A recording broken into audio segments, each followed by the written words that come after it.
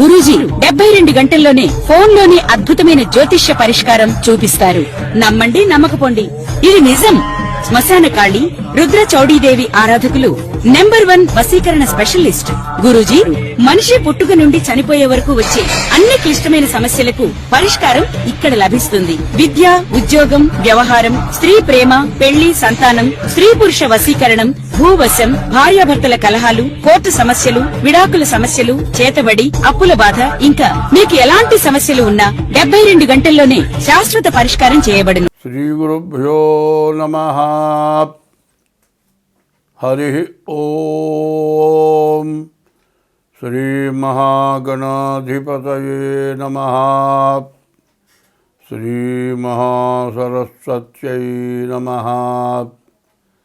శ్రీ గురుభ్యో నమః. హరి ఓం. తల్లి నిన్ను దలంచి పుస్తుకము చేతన్బూనితిన్, నీవు నాయుల్లంబందున నిల్చి జృంభణముగా నుక్తుల్ సుశబ్దంబు శోభిల్లన్ బల్కుమో నాదువాకునను సంప్రీతిన్ జగన్మోహిని పుల్లాబ్జాక్షి సరస్వతి భగవతి భారతి పూర్ణేందు బింబాననా.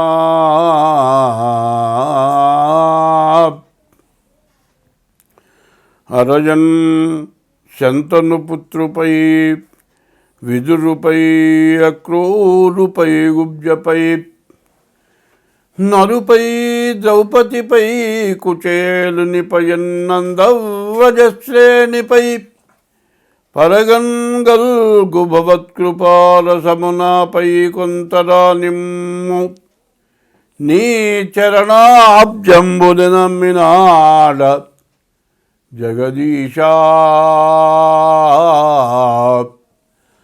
కృష్ణ భక్త ప్రియా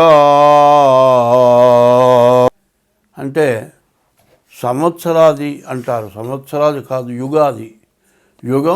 యుగ ఆది అంటే యుగం ప్రారంభమైన రోజును యుగాది అన్నారు. ఈ యుగాది చాలా విశేషమైంది. ఈ సంవత్సరం, ఈ యుగాది పేరు ఏమిటంటే పరాభవనామ సంవత్సరం. 19/3/2026 ఇది పరాభవ నామ సంవత్సరం. ఈ పరాభవ నామ సంవత్సరానికి అర్థం ఏంటంటే పరుల చేత భంగపడటం పరాభవం, ఇతరుల చేత వంచింపబడటం జరుగుతుందని. అయితే ఇటువంటిది మనకు జరగకుండా ఉండాలి. ఎవరికైనా ఒకళ్ళ చేత మాట పడటం అంటే చాలా కష్టం. అటువంటి పరిస్థితి రాకుండా మనం అందరం కూడా తలకాయ ఎత్తుకొని తిరగాలి. ఏ బాధ లేకుండా సంతోషంగా ఉండాలి. అట్లా ఉండాలి అంటే ఈ యుగాది సంవత్సరాది రోజున మనం పంచాంగ శ్రవణం అంటారు. పంచాంగం అంటే తిథి, వారం, నక్షత్రం, యోగం, కరణం, ఈ 5 కలిసి పంచాంగం. ఈ పంచాంగ శ్రవణం చేయాలి. ఈ పంచాంగ శ్రవణం ఎందుకు చేయాలి అనేది చెప్పుకుందాం. శ్రీకళ్యాణ గుణావహం రిపుహరం దుస్వప్న దోషాపహం గంగా స్నాన విశేష పుణ్యఫలదము గోదానతుల్యం నృణాం ఆయుర్వృద్ధిదముత్తమం శుభకరం సంతాన సంపత్ప్రదం నానాశాస్త్ర సుసాధనం సముచితం పంచాంగమాకర్ణ్యతాం. ఈ పంచాంగం ఎందుకు వినాలి? వింటే మనకు వచ్చేది ఏమిటి? శ్రీకళ్యాణ గుణావహం. మన ఇంట్లో ఎప్పుడు శుభం జరగాలి, అశుభం జరగకూడదు, మంచి జరగాలి. మనకు శత్రువు అనేవాళ్ళు ఉండకూడదు. మనకు శత్రుత్వమే ఉండకూడదు, మన మీద ఎవరికి శత్రుత్వం ఉండకూడదు, చెడు కళలు రాకూడదు. చెడు కళలు వస్తే మన ఇంట్లో ఎవరో చచ్చిపోయినట్టు కళ వచ్చిందనుకోండి, కళ్ళని ఏడుస్తారు, తీరా లేస్తారు, కళ్ళు తెరిచి చూస్తారు. చూసినా కూడా ఆ మనిషి చచ్చిపోయినాడు, ఎక్కడున్నాడు, ఏమైపోయింది, కటికని చూస్తారు. ఆ మనిషి కనపడేంత వరకు కడుపులో ఆవేదన. ఇది దుస్వప్నం. ఇటువంటి చెడు స్వప్నాలు రాకూడదు. మరి గంగా స్నాన విశేష పుణ్య ఫలదం. గంగా స్నానం చేయాలి. గంగా స్నానం చేస్తే విశేషమైన పుణ్యం వస్తుంది. ఈ గంగ ఎటువంటిది? హరిపాదోద్భవీం గంగాం అన్నారు. విష్ణుమూర్తి యొక్క పాదాల యందు నుంచి ఉద్భవించి భూలోకంలోకి గంగ వచ్చింది. ఈ గంగ అసలు ఎక్కడ ఉంది? హిమాలయాల మీద పరమేశ్వరుడు ఉన్నాడు. పరమేశ్వరుడు శిరస్సున గంగ పెట్టుకున్నాడు. ఆ గంగ ఒక్క బొట్టు విష్ణుమూర్తి యొక్క పాదాల యందున పడ్డది. ఆ గంగ ప్రపంచం మొత్తం వచ్చేసింది. మరి హరిపాదోద్భవీం గంగాం అన్నారు. హరిపాదాల నుంచి ఉద్భవించిన గంగ సమస్త పాపాలని పోగొడుతుంది. ఈ గంగ అటువంటి గంగా స్నానం చేసిన విశేషమైన పుణ్యం రావాలి మనకు. గోదాన పుణ్యం తొల్యం రుణాం. దూడతో కూడిన గోవుని దానం ఇచ్చినటువంటి సత్ఫలితం రావాలి. ఆయుర్వృద్ధిదముత్తమం. మనిషికి 120 సంవత్సరాలు మానవుడికి ఆయుష్ ఇచ్చాడు. మరి ఇప్పుడు ఒక ఆయన ఉత్తర దేశంలో 145 సంవత్సరాలు ఇప్పుడే బతుకున్నాడు. ఇంకా అటువంటి ఆయుష్ కలగాలి. ఆయుర్వృద్ధిదముత్తమం శుభకరం. అటువంటివి మంచి జరగాలి. సంతాన సంపత్ప్రదం. మంచి సంతానం కలగాలి. నానాశాస్త్ర సుసాధనం. అనేక శాస్త్రాలు ఉన్నాయి. ఒక్క శాస్త్రం చదవడమే చాలా కష్టం. అన్ని శాస్త్రాలు చదివినటువంటి ఫలితం మనకు కావాలి. ఇవి చదివితే మనకంత మంచి శక్తి జ్ఞానం వస్తుంది. ఇవన్నీ చేసినటువంటి ఫలితం ఉగాది సంవత్సరాది పండుగ రోజున ఈ పంచాంగ శ్రవణం చేస్తే ఇవన్నీ వస్తాయి. ఎటువంటిది? శ్రీకళ్యాణ గుణావహం రిపుహరం దుస్వప్న దోషాపహం గంగా స్నాన విశేష పుణ్యఫలదం గోదాన తుల్యం రుణం ఆయుర్వృద్ధిదముత్తమం శుభకరం సంతాన సంపత్ప్రదం నానాశాస్త్ర సుసాధనం సముచితం పంచాంగమాకర్ణ్యతాం. ఈ పంచాంగం వింటే అంత మంచి ఫలితం వస్తుంది. కాబట్టి సంవత్సరాది పండుగ రోజున ఉదయం పూట తెల్లవారుజామున లేచి తల స్నానం చేసి దేవుడి దగ్గర దీపారాధన చేసి మామిడి ఆకు తోరణం వాకిలికి కట్టి దేవుడికి పూజ చేసి దేవుడికి నివేదన పెడతాం. ఏం పెడతాం? వేపపూత ప్రసాదం అంటారు. ఇది ఏమంటారు? మామిడాకు, మామిడి కాయ, మామిడికాయ తురిమి, మామిడికాయ తురుము, తర్వాత వేపపూత, తర్వాత చింతపండు, తర్వాత బెల్లం, షడ్రుచులు అంటారు. పులుపు, ఉప్పు, తీపి, చేదు, వగరు. ఈ షడ్రుచులు కలిగినటువంటి ప్రసాదాన్ని మనం తీసుకుంటాం. ఇది దేనికి? మన ఆరోగ్యం బాగుపడుతుంది, మంచి జ్ఞానం కలుగుతుంది. తర్వాత ఇన్ని రకాలు నాలుక తగలగానే ఒళ్ళు గగురు పొడుస్తుంది. విపరీతమైన పిలుపు కానీ విపరీతమైన చేదు కానీ నోటికి తగిలితే మరి ఒళ్ళు గగురు పొడుస్తుంది. అయితే కష్టం కానీ సుఖం కానీ బాధ కానీ దుఃఖం కానీ సర్వాన్ని మనం సమర్థించుకొని మనం ముందుకు వెళ్ళాలి. కాబట్టి ఈ వేపపూత ప్రసాదం తినాలి ఈ సంవత్సరాది పండుగ రోజున. ఇది పంచాంగ శ్రవణం. ఈ విధంగా పంచాంగ శ్రవణం చేస్తే మనకు అంతా శుభం కలుగుతుంది. ఎటువంటి గ్రహస్థితులు బాగుండకపోయినా మనకు మేలు జరుగుతుంది. కాబట్టి ఈ రోజున ఈ సంవత్సరాది ఎప్పుడు 19/3/2026 అంటే 2026 సంవత్సరం మార్చి నెల 19వ తారీఖు గురువారం పరాభవనామ సంవత్సరం ప్రారంభమైంది. ఈ పరాభవనామ సంవత్సరంలో మరి నవగ్రహాలు 9 గ్రహాలు కూడా రాజ్య పరిపాలన చేస్తాయి. గురువారం రోజున పంచాంగం ప్రారంభమైంది కాబట్టి గురువు రాజు అయినాడు, కుజుడు మంత్రి అయినాడు, అట్లాగే సేనాధిపతి చంద్రుడు, సస్యాధిపతి శుక్రుడు, ధాన్యాధిపతి బుధుడు, అర్ఘ్యాధిపతి చంద్రుడు, మరి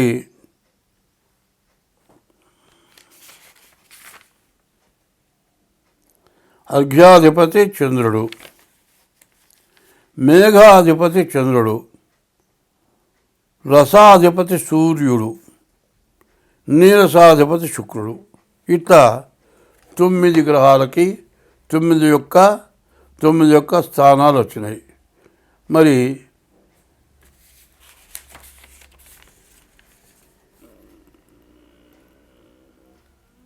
చంద్రుడికి మొత్తం 3 చోట్ల ఆధిపత్యాలు వచ్చినాయి. మరి సూర్యుడు, మరి గురువు రాజు అవటం, గురువు బ్రాహ్మణ గ్రహం కాబట్టి అంతా మేలు జరగటానికి అవకాశం ఉంది. ఈ గురువు వల్ల మరి బియ్యం, మరి వెన్న, నెయ్యి, పంచదార ఇటువంటివన్నీ కూడా బాగా పంట పండుతాయి.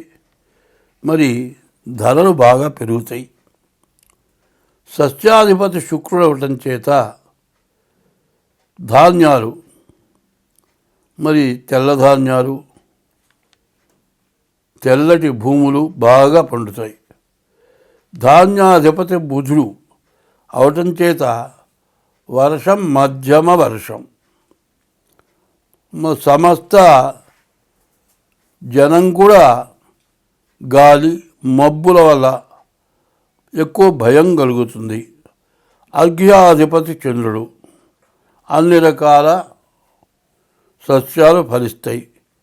తేనె, రసములు, ఉప్పు, మణులు, శంఖములు, చేపలు, గోధుమలు, ఆహార ధాన్యాలు, వస్త్రాలు, జొన్నలు, సజ్జలు, పంచదార, బెల్లం, పెట్రోలు, ఇతర నూనెలు, వెన్న, నెయ్యి, పాలు, పెరుగు, తమలపాకులు, వెండి, బంగారం బాగా దొరుకుతుంది. మేఘాధిపతి కూడా చంద్రుడు. సర్వదేశములందు కూడా మంచి వర్షం కురుస్తుంది. ధాన్యాలన్నీ కూడా బాగా ఫలిస్తాయి. గోవులు బాగా పాలిస్తాయి. గోవులు సుభిక్షంగా ఉంటాయి. గోబ్రాహ్మణేభ్య శుభమస్తు నిత్యం, లోకా సమస్తా సుఖినో భవంతు. గోవు బ్రాహ్మడు ఎప్పుడు కూడా బాధ లేకుండా సుఖంగా సంతోషంగా జీవిస్తే లోకం మొత్తం బాగుంటుంది అని. మరి గోవులు బాగా పాలిస్తాయి. మరి సూర్యుడు రసాధిపతి. నెయ్యి, నూనె, బెల్లము, తేనె, వేరుశనగ, కొబ్బరి నూనె, ఆముదం, అవిసె నూనె, నువ్వుల నూనె, చింతపండు, నిమ్మ, నారింజ, మామిడి ఇటువంటివన్నీ కూడా బాగా ఫలిస్తాయి. నీరసాధిపతి శుక్రుడు. కర్పూరం, అగరు, చందనం, బంగారం, వెండి, ముత్యాలు, వస్త్రాలు బాగా దొరుకుతాయి. కొంచెం ధరలు మాత్రం పెచ్చుగా ఉంటాయి. ఇది నవనాయకుల యొక్క ఫలితం. అయితే ఇంకో విషయం మనం పూర్తిగా తెలుసుకోవాలి. 27 నక్షత్రాలు ఉన్నాయి. ఈ 27 నక్షత్రాలని కూడా 3 భాగాలు చేస్తున్నాం. అంటే 3 భాగాలు, ఒక్కొక్క నక్షత్రాన్ని 3 భాగాలు. అంటే సంవత్సరానికి 3 భాగాలంటే 4 నెలలు ఒక భాగం. 4 3 12 నెలలు. మొదటి భాగం 4 నెలలు, రెండవ భాగం 4 నెలలు, మూడవ భాగం 4 నెలలు. అట్లాగే అశ్విని దగ్గర నుంచి రేవతి వరకు 27 నక్షత్రాలకి కందాయాలు అంటారు. ఈ 3 కందాయాలు, మొదటి కందాయం 4 నెలలు, రెండో కందాయం 4 నెలలు, మూడో కందాయం 4 నెలలు, 12 నెలలు కూడా ఎట్టా ఉంది చూద్దాం. అశ్విని నక్షత్రం విషమే శ్రద్ధలాభస్యాత్. బేసి సంఖ్య వస్తే అర్ధలాభం. సమేతు సమతా భవేత్. సరి సంఖ్య వస్తే వచ్చే ఆదాయం ఖర్చు సమానం. విషమేష్వర్ధలాభస్యాత్ సమేతు సమతా భవేత్. తర్వాత ఇప్పుడు అశ్విని నక్షత్రం 4 2 4 మొత్తం సమానమైన సంఖ్య వచ్చింది కాబట్టి వచ్చే ఆదాయం ఖర్చు సమానం. అట్లాగే భరణి నక్షత్రం మొదటి కందాయం 7, రెండో కందాయం 0, మూడో కందాయం 2. మరి 7 2 9 వచ్చింది. వచ్చే ఆదాయంలో సగం లాభం. కానీ మధ్య కందాయం 0 వచ్చింది. 0 వస్తే ఏమిటి? మధ్య శూన్యే మనోవ్యధ. మధ్య కందాయంలో 0 వస్తే మనోవ్యాకులత. మూడవది కృత్తికా నక్షత్రం 3 వచ్చింది. బేస్ సంఖ్య, ఆదాయంలో సగం లాభం. చివరి కందాయం 0 వచ్చింది. అంత్యశూన్యే ఫలం స్వల్పం. చివరి కందాయం 0 వస్తే వచ్చే ఫలితం తక్కువ. రోహిణి నక్షత్రం చూద్దాం. రోహిణి నక్షత్రానికి వచ్చేప్పటికల్లా 5 2 3 మొత్తం 10. సమేతు సమతా భవేత్. వచ్చేది ఖర్చు సమానం. తర్వాత ఆర్ద్ర నక్షత్రం 3 1 4 4 8. మరి సమసంఖ్య వచ్చింది. ఈ సమసంఖ్య వచ్చే ఆదాయం ఖర్చు సమానం. పునర్వసు నక్షత్రం ఇది కూడా 10 6 2 2 10 వచ్చింది. 6 4 10. ఈ 10 కూడా సమేతు సమతా భవేత్. వచ్చే ఆదాయం ఖర్చు సమానం. పుష్యమి 1 2 2. ఇది 5 వచ్చింది. ఇది బేసి సంఖ్య. మరి విషమే శ్రద్ధలాభశ్చాత్. మరి బేసి సంఖ్య వచ్చే ఆదాయంలో సగం మిగులుతుంది. ఆశ్లేష నక్షత్రం ఉంది. మొదటిది 4 2 1 3 3 మొత్తం 8. వచ్చే ఆదాయం ఖర్చు సమానం. మఖా నక్షత్రం ఉంది. మొదటి కందాయం 7 2, రెండో కందాయం 2, మూడో కందాయం 1. ఇది కూడా 10 వచ్చింది. సమేతు సమతా భవేత్. వచ్చే ఆదాయం ఖర్చు సమానం. పుబ్బా నక్షత్రం ఉంది. మొదటి కందాయం 2, రెండో కందాయం 0, మూడో కందాయం 4. మొత్తం 6 సమసంఖ్య వచ్చింది కాబట్టి వచ్చే ఆదాయం ఖర్చు సమానం. మధ్య శూన్యే మనోవ్యధ. మధ్య కందాయం 0 వచ్చింది కాబట్టి మనోవ్యాకులత ఎక్కువగా ఉంటుంది. తర్వాత ఉత్తరా నక్షత్రం 5 1 2, 5 3 8. వచ్చే ఆదాయం ఖర్చు సమానం. హస్త నక్షత్రం వచ్చేప్పటికల్లా మరి మొదటి కందాయం 0, మూడో కందాయం 0, మధ్యలో 2. వచ్చే ఆదాయం ఖర్చు సమానం. మరి మొదటి కందాయం ఆదిశూన్యే మానవ వ్యాధి. మరి ఆ మొదటి కందాయం 0 మనోవ్యాధి. అంత్యశూన్యే ఫలం స్వల్పం. మరి చివరి కందాయం 0, మరి వచ్చే ఫలితం స్వల్పం. మొదటి కందాయం 0 ఉంటే వ్యాధి. చిత్తా నక్షత్రం వచ్చింది. చిత్తా నక్షత్రానికి వచ్చేప్పటికల్లా 3 3 6 వచ్చింది. మధ్య కందాయం 0. మధ్య శూన్య మనోవ్యాకులత ఎక్కువగా ఉంటుంది. వచ్చే ఆదాయం ఖర్చు సమానం. స్వాతి నక్షత్రం వచ్చింది. 6 1 1 మొత్తం 8 వచ్చింది. ఇది వచ్చే ఆదాయం ఖర్చు సమానం. విశాఖ నక్షత్రం వచ్చింది. మరి 1 2 4 4 3 7 వచ్చింది కాబట్టి వచ్చే ఆదాయంలో సగం ఆదాయం మిగులుతుంది. అనురాధ నక్షత్రం 4 2 6 వచ్చింది. వచ్చే ఆదాయం సమానం. వచ్చే ఆదాయం ఖర్చు సమానం. మధ్య శూన్యం వచ్చింది, మధ్య కందాయం 0 వచ్చింది కాబట్టి మనోవ్యాకులత ఎక్కువగా ఉంటుంది. జ్యేష్ఠ నక్షత్రం వచ్చేప్పటికల్లా 8 వచ్చింది కాబట్టి వచ్చే ఆదాయం ఖర్చు సమానం. చివరి కందాయం వచ్చేప్పటికల్లా 0 వచ్చింది కాబట్టి అంత్యశూన్యే ఫలం స్వల్పం. నువ్వు చేసే కష్టానికి ఫలితం చాలా తక్కువగా వస్తుంది. మూలా నక్షత్రం సమసంఖ్య వచ్చింది, వచ్చే ఆదాయం ఖర్చు సమానం. పూర్వాషాఢ నక్షత్రం కూడా 6 వచ్చింది, వచ్చే ఆదాయం ఖర్చు సమానం. మధ్యగంధాయం 0 వచ్చింది కాబట్టి మనోవ్యాకులత ఎక్కువగా ఉంటుంది. ఉత్తరాషాఢ నక్షత్రం వచ్చేప్పటికల్లా మొదటి కందాయం 0, మరి ఆది శూన్యే మనోవ్యాధి. మొదటి కందాయంలో 0 వస్తే వ్యాధి. బేసి సంఖ్య వచ్చింది కాబట్టి వచ్చే ఆదాయంలో సగం ఖర్చు సగం మిగులుతుంది. శ్రవణ నక్షత్రం వచ్చేప్పటికల్లా బేసి సంఖ్య వచ్చింది కాబట్టి వచ్చే ఆదాయంలో సగం మిగులుతుంది. ధనిష్ట నక్షత్రం సమసంఖ్య 6 వచ్చింది కాబట్టి వచ్చే ఆదాయం ఖర్చు సమానం. అయితే రెండో కందాయం మూడో కందాయం 0 వచ్చినాయి. మధ్యశూన్యే మధ్యకందాయం 0 వస్తే మనోవ్యాకులత. అంత్యశూన్యే ఫలం స్వల్పం. చివరి కందాయం 0 రావటం, వచ్చే ఫలితం చాలా తక్కువ. శతభిష నక్షత్రం వచ్చింది, 1, 1, 3 మొత్తం 5 వచ్చింది కాబట్టి బేస సంఖ్య వచ్చే ఆదాయంలో సగం మిగులుతుంది. మరి పూర్వాభాద్ర నక్షత్రం 4, 2, 1 మొత్తం 7 వచ్చింది కాబట్టి ఈ పూర్వాభాద్ర నక్షత్రం కూడా వచ్చే ఆదాయంలో సగం మిగులుతుంది. ఉత్తరాభాద్ర నక్షత్రం కూడా 7, 4, 11 మరి బేస్ సంఖ్య వచ్చింది కాబట్టి వచ్చే ఆదాయంలో సగం మిగులుతుంది. మధ్యగంధాయం 0 ఉన్నది కాబట్టి మధ్యశూన్యే మనోవ్యాకులత ఉంటుంది. రేవతి నక్షత్రం 2, 1, 2 5 వచ్చింది కాబట్టి వచ్చే ఆదాయంలో సగం మిగులుతుంది. ఇది ఆదాయ వ్యయాలు. ఇవి కందాయ ఫలాలు చెప్పుకున్నాం. ఇప్పుడు ఆదాయ వ్యయాలు చూద్దాం. వచ్చే ఆదాయం అంతా ఖర్చు అంతా. మేషరాశి వాళ్ళకి 11 ఆదాయం, 5 ఖర్చు, 6 మిగులుతుంది. వృషభ రాశికి 5 ఆదాయం, 14 ఖర్చు, అంటే 9 ఎదురు పడుతుంది.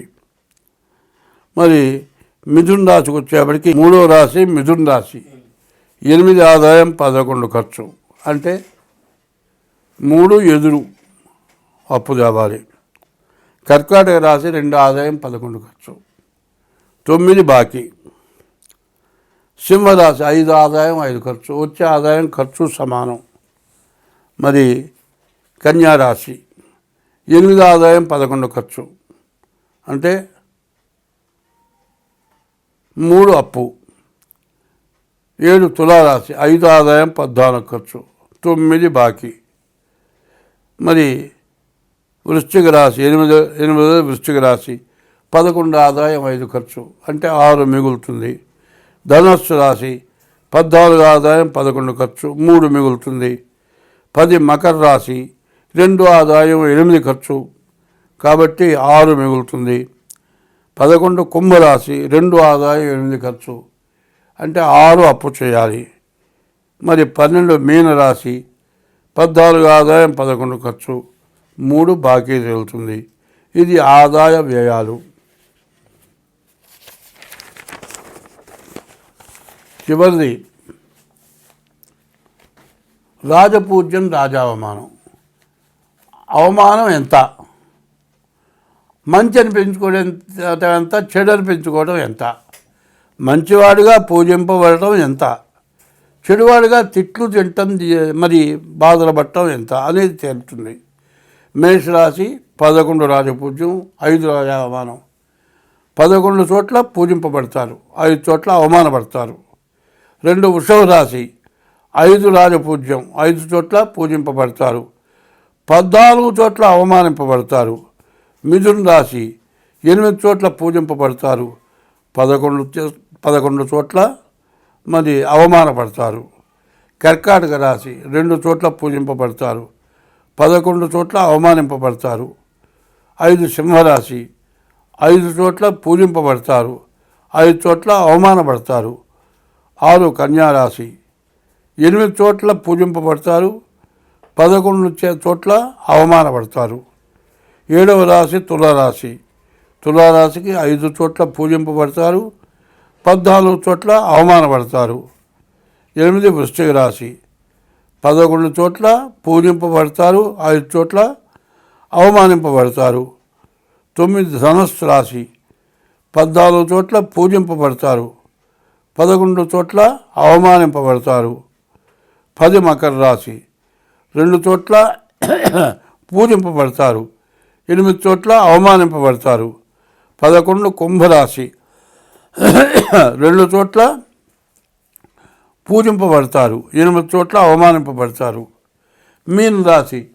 14 చోట్ల పూజింపబడతారు, 11 చోట్ల అవమానింపబడతారు. 2026వ సంవత్సరం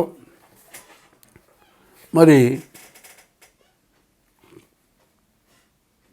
పరాభవనామ సంవత్సరం.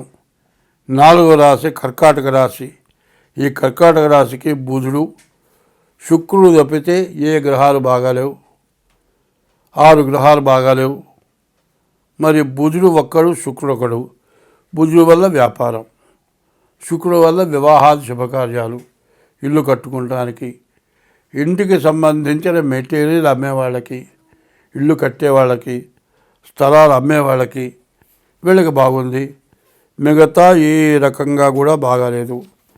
వీళ్ళు ఎంత జాగ్రత్త పడితే అంత మంచిది.